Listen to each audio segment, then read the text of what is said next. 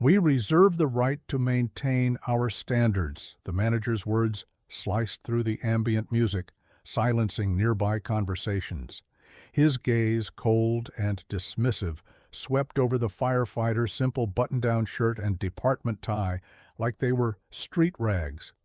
The restaurant's crystal chandeliers seemed to dim in shame as James Connor, who had pulled 3 children from flames just yesterday, stood frozen, his calloused hands still holding the dinner jacket he'd borrowed for this special occasion.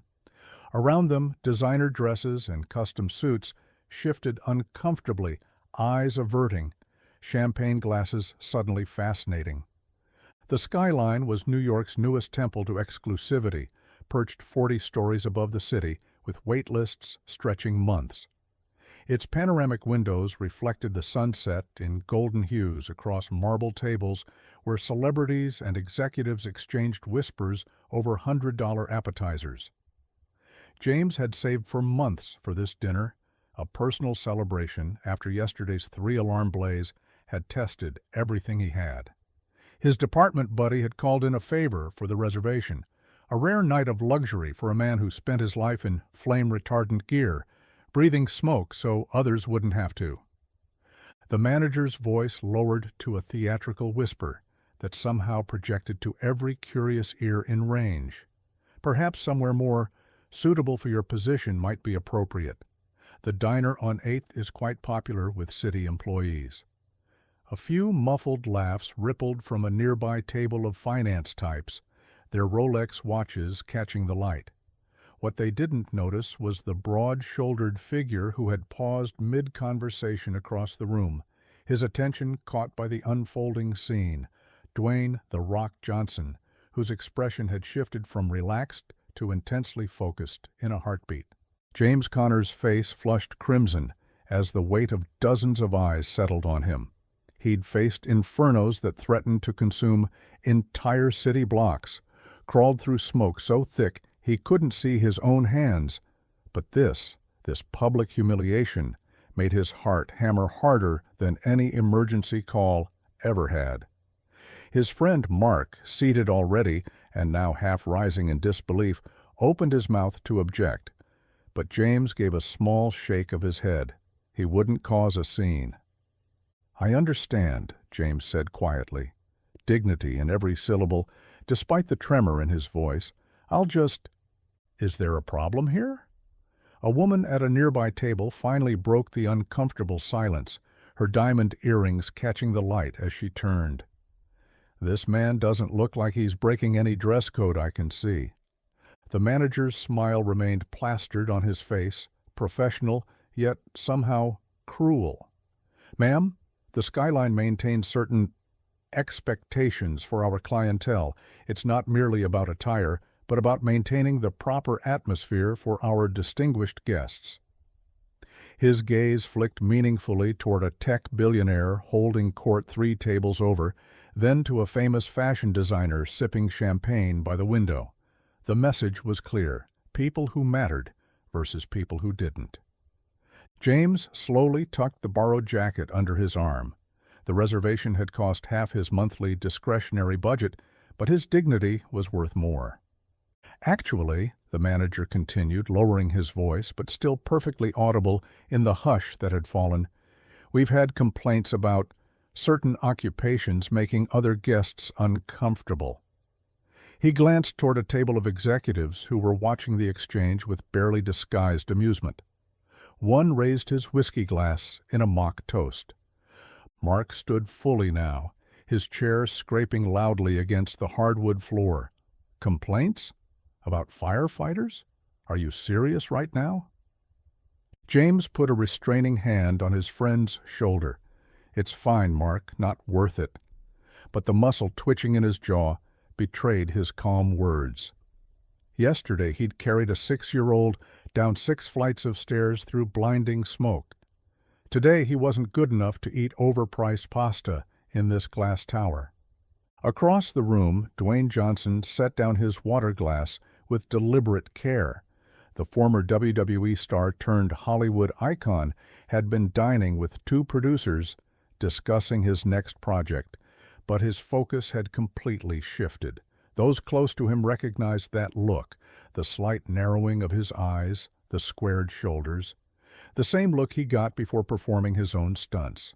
He whispered something to his companions and stood, his 6'5" frame commanding attention even in a room accustomed to celebrity. The restaurant's atmosphere crackled with tension, a tinderbox waiting for a spark. The manager was still speaking, his tone dripping with false regret. "Perhaps you misunderstood the exclusivity of our establishment. The skyline isn't for everyone." He emphasized the last word with a practiced smile that never reached his eyes. "We cater to a certain caliber of guest." A few tables away, a Wall Street type laughed quietly. "Guess saving lives doesn't meet the caliber," he stage whispered to his companion. James felt something inside him deflate. He'd spent 15 years running into buildings others were fleeing from. 3 broken ribs, a fractured wrist, and more smoke inhalation than his lungs could reasonably handle. Yesterday's rescue had made the local news, a moment of pride he'd wanted to celebrate. Now he just felt foolish for thinking he belonged here. Dwayne Johnson moved through the restaurant with the easy confidence of someone who belonged anywhere he chose to be. His custom suit couldn't hide his athletic build, the result of legendary 4 a.m. workouts that had become almost mythical in Hollywood. But what stood out most wasn't his physical presence. It was the intensity of his focus, the deliberate purpose in each step as he approached the unfolding scene. A ripple of recognition passed through the restaurant. Phones discreetly appeared in hands. Whatever happened next, everyone knew it would be witnessed, remembered, shared. The manager didn't notice Dwayne Johnson's approach, too focused on maintaining his air of superiority. "Sir, I must insist you leave before this becomes a scene." His hand gestured toward the elevator with practiced disdain. "Our security team can assist you if necessary." James straightened his shoulders, the same instinctive posture he adopted before entering a burning building. "That won't be necessary. I can find my own way out." His voice remained steady despite the humiliation burning in his chest. 15 years of crisis management had taught him to control his emotions, even when every instinct screamed to fight back. Mark wasn't as restrained. "This is absolute garbage. My friend here pulled 3 kids from a burning apartment yesterday while you were probably polishing wine glasses." His voice rose, drawing more attention. "He's got burns on his arms right now because the ceiling collapsed on him after he got the last child out." The manager's expression flickered briefly, annoyance at the disruption rather than any recognition of James's heroism. "Please lower your voice, sir. Your friend's occupation, while commendable in its proper context, is irrelevant to our establishment's standards." Several patrons shifted uncomfortably. A woman whispered to her companion, their eyes moving between James and the manager. An older gentleman in an expensive suit frowned deeply, his hand pausing midway to his mouth, wine forgotten. The manager continued with practiced smoothness. "The skyline was created as a sanctuary for those who have achieved certain heights in society. We simply maintain that environment for our valued clientele." "Heights in society," Mark repeated incredulously. "Heights! My friend climbed 6 floors in full gear yesterday to save lives while the building was literally collapsing. What greater height is there?" Phones were out now, recording discreetly, and not so discreetly. In the age of viral videos, the public humiliation of a firefighter by an elitist restaurant manager was prime content.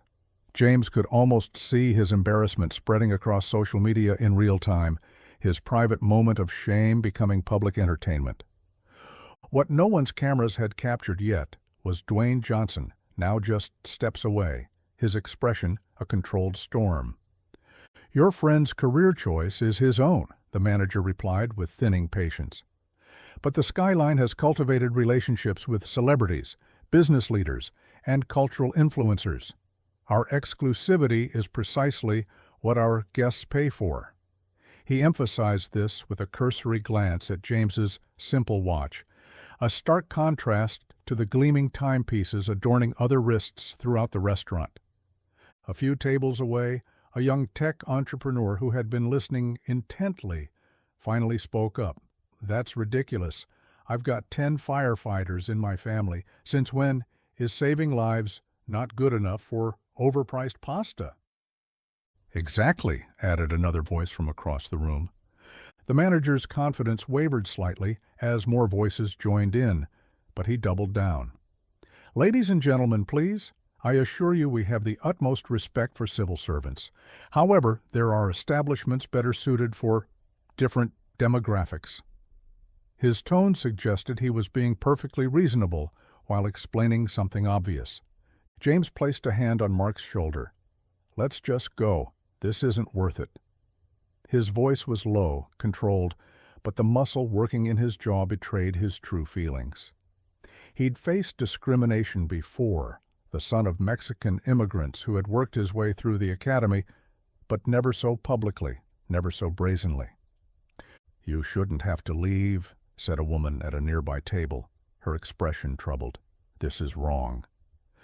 The manager's smile tightened as he sensed the room turning against him. "Perhaps we've had a misunderstanding. However, without a proper reservation—" "He has a reservation," Mark interrupted. "James Connor, table for 2, 7:30. I made it myself." The manager glanced at his tablet. "I see no such reservation. Perhaps it was for another evening, or perhaps—" His implication hung in the air, that they were lying. James felt the final shred of his dignity fraying. Not only rejected, but now called a liar in front of a restaurant full of New York's elite. The unfairness of it all burned hotter than any fire he'd faced. It was at that precise moment that Dwayne "The Rock" Johnson stepped directly into the manager's line of sight. The atmosphere shifted instantly. Recognition rippled through the restaurant like a shock wave.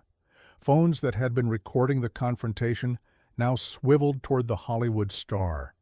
The manager's expression transformed from condescension to starstruck recognition in a heartbeat. "Mr. Johnson," the manager's voice raised half an octave. "What an honor. I didn't realize you had chosen to dine with us this evening. Is everything to your satisfaction? Would you prefer a more private table?" His body language transformed completely. Shoulders back, chin up, a practiced smile replacing his previous disdain. Dwayne didn't return the smile. His focus remained on James, taking in the simple tie, the recent haircut, the fading bruise on his temple, the bandages partially visible beneath his cuff. 15 years in Hollywood had taught The Rock to read people quickly, and everything about this man spoke of hard-earned dignity. "I couldn't help overhearing," Dwayne said, his deep voice carrying effortlessly through the now silent restaurant. He turned to James. "You're a firefighter?" James nodded, uncomfortable with the attention but standing straight. "Yes, sir. Station 37. "Station 37, Dwayne repeated thoughtfully. "That's the crew that handled the apartment fire on Lexington yesterday, isn't it? 3 children rescued. I saw it on the news." A murmur went through the restaurant.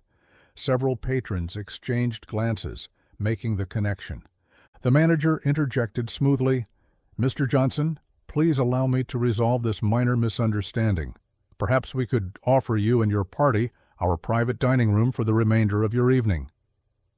Dwayne didn't even glance in the manager's direction. His focus remained entirely on James. "Were you part of that rescue team?" "He was the one who went back in for the 3rd child when everyone else thought it was too dangerous," Mark answered, when James remained silent. "The ceiling collapsed right after he got her out. He's got 2nd-degree burns down his back right now." Phones recorded every word. The restaurant had become utterly silent. The usual ambient noise of clinking glasses and murmured conversations completely ceased. Every eye was fixed on the unfolding scene, the firefighter, the movie star, and the manager whose complexion had grown increasingly pale. Dwayne Johnson's expression was unreadable, but the air around him seemed charged with potential energy, like the moment before lightning strikes.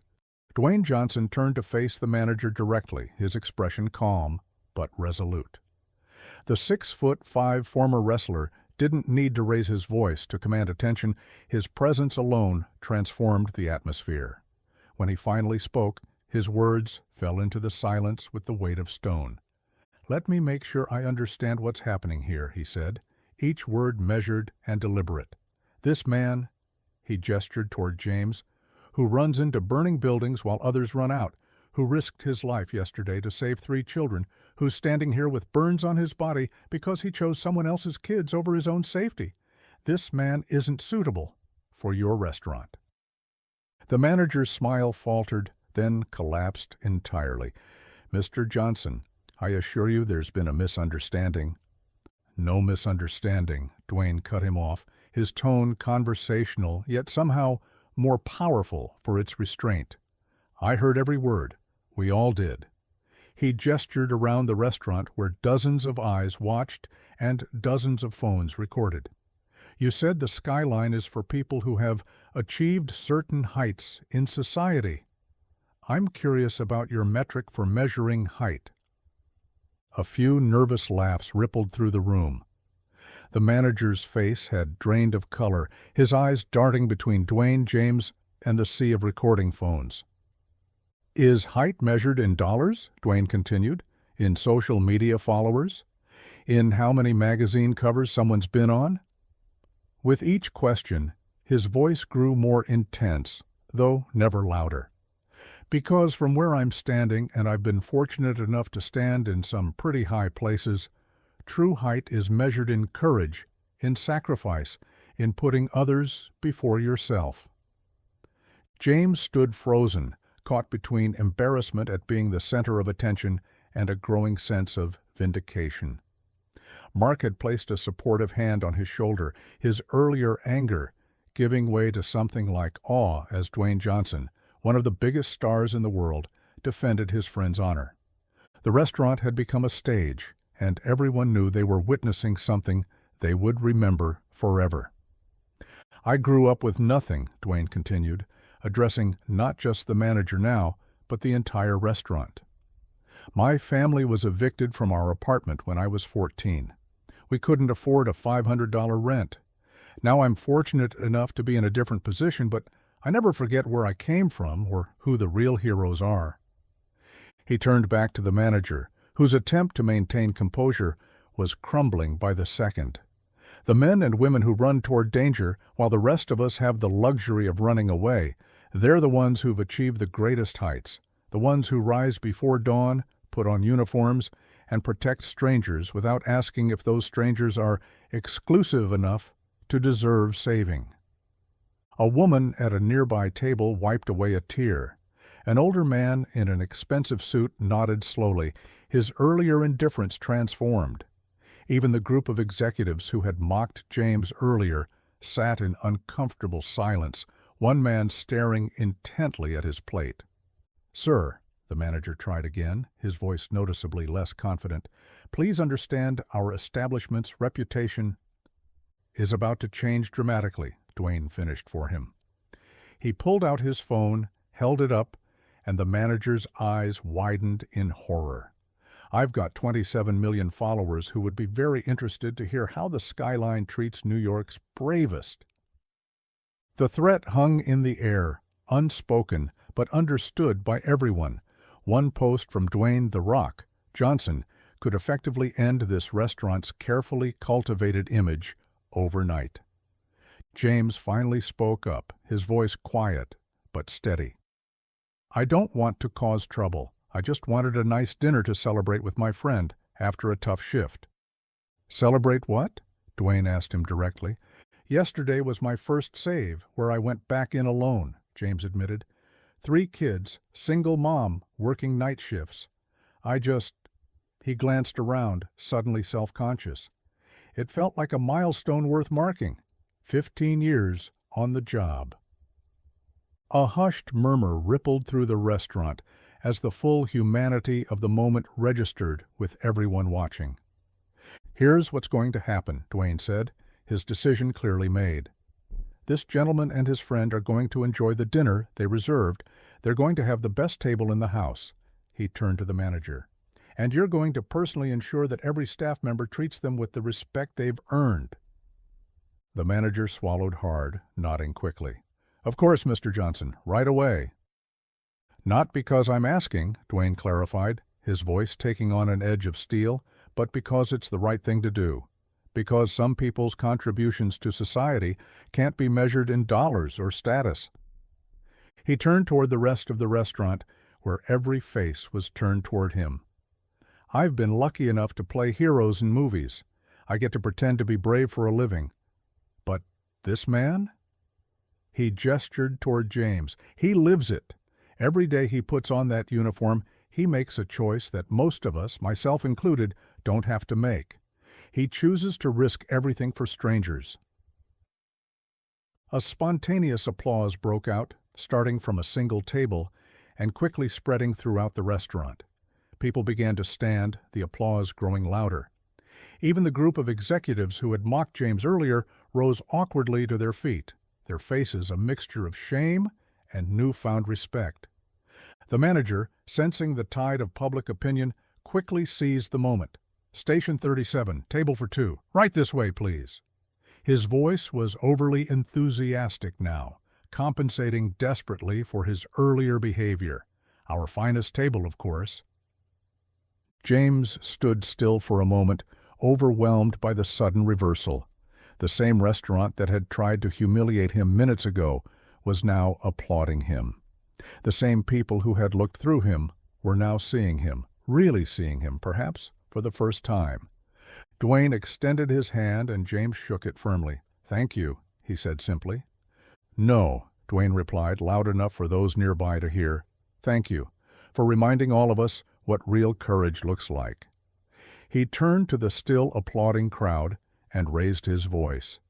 "This is what achieving heights truly means, folks. Remember it next time."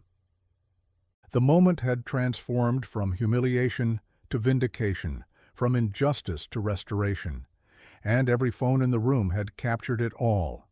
The evening transformed completely after that moment. James and Mark were escorted to the restaurant's finest table, a window-side spot with a breathtaking view of the Manhattan skyline. The same staff that had looked through James earlier now served him with exaggerated deference, the manager hovering nearby, smiling nervously whenever Dwayne glanced in his direction. But the most remarkable change was in the other patrons. A well-known fashion designer stopped by their table to shake James's hand and thank him for his service. The tech entrepreneur who had spoken up earlier sent over an expensive bottle of champagne with a handwritten note, "To the real VIPs." Throughout the restaurant, the evening's conversation had shifted. At nearly every table, people were discussing firefighters they knew, sharing stories of times they'd needed emergency services, suddenly remembering the human beings behind the uniforms they normally took for granted. James sat in a strange daze, the emotional whiplash of the evening, from humiliation to celebration in the span of minutes, leaving him almost speechless. Across the table, Mark grinned widely, raising his glass in a silent toast. "You deserve every bit of this," Mark said quietly. "Not because some celebrity stood up for you, but because it's the truth. Always has been." James nodded, something tight in his chest finally beginning to unwind. By midnight, the video had gone viral. Clips of Dwayne Johnson defending the firefighter against restaurant elitism spread across every platform, each share accompanied by passionate commentary. Real Height began trending nationwide as people shared stories of everyday heroes in their own communities.